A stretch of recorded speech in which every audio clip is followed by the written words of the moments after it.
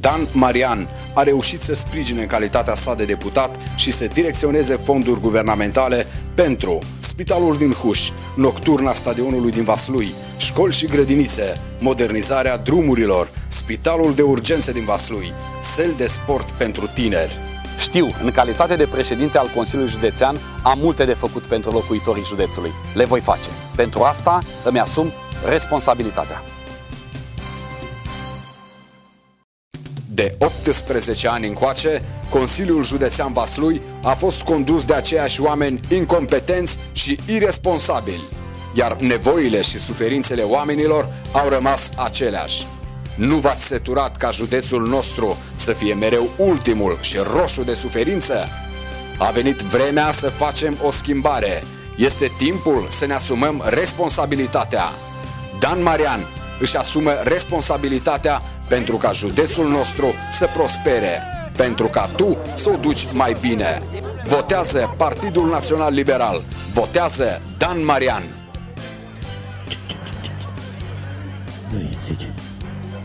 Timp de 18 ani, aceiași oameni incompetenți și irresponsabili au condus județul Vaslui.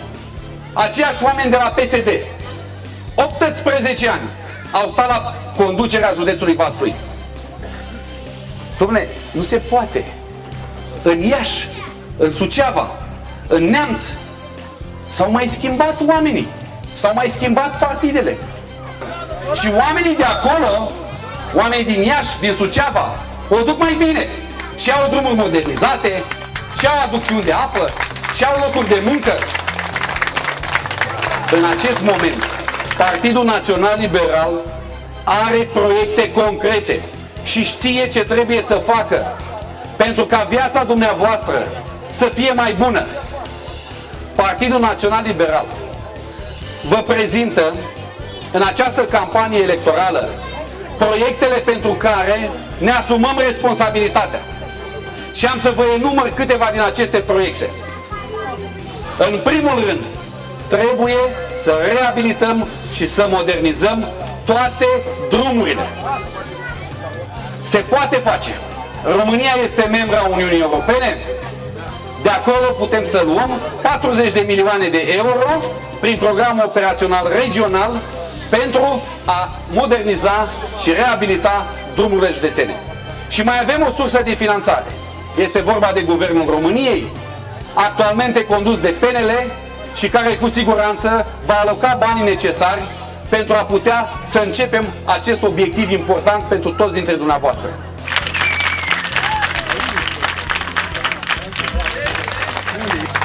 Trebuie să facem în fiecare comună și în fiecare sat din județul Vaslui aducțiuni de apă. Oameni buni, să nu mai spunem niciodată că nu se poate. Să nu mai spunem niciodată că nu sunt bani. Trebuie să existe voință din partea oamenilor politici, din partea celor care vin în campania electorală și vă cer dumneavoastră votul. Există bani și v-am spus, Uniunea Europeană alocă acești bani pentru dezvoltarea și modernizarea satului românesc și a României în general. Trebuie doar să alegeți oameni competenți, oameni capabili, oameni care își asumă responsabilitatea și vor putea să facă proiecte care să fie aprobate la Bruxelles. Pentru prima dată, după 18 ani de zile, iată că vom avea vot uninominal, direct, pentru președintele Consiliului Județean. Și este pentru prima dată când dumneavoastră vă veți alege primarul pe domnul Istrate și în același timp vă veți alege și președintele Consiliului Județean. Până acum, președintele Consiliului Județean era rezultatul unui troc politic, al unei negocieri făcute pe sub masă. Și de fiecare dată câștigător a fost PSD-ul. De data aceasta, puterea este în mâna dumneavoastră, este în votul dumneavoastră și vă îndemn ca pe 1 iunie să alegeți oamenii care își asumă responsabilitatea.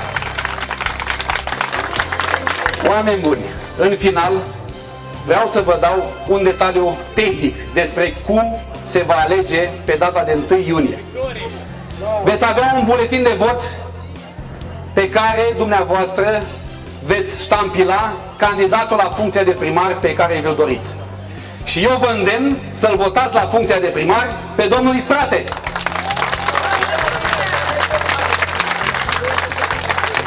Veți avea un buletin de vot pentru Consiliul Local. De asemenea, veți avea un buletin de vot pentru Consiliul Județean, pentru consilierii județeni. Și eu vă îndemn să votați Săgeata, să votați Partidul Național Liberal.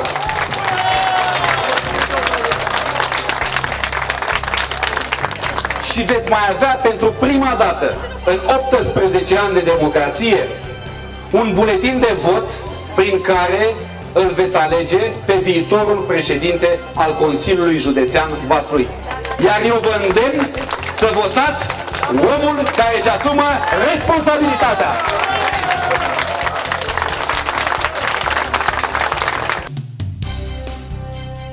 Eu votez pentru un oraș civilizat.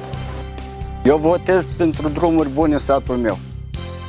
Eu votez pentru condiții mai bune în școala noastră.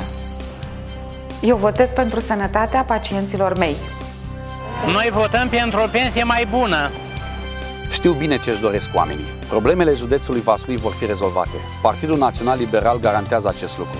Iar eu îmi asum responsabilitatea.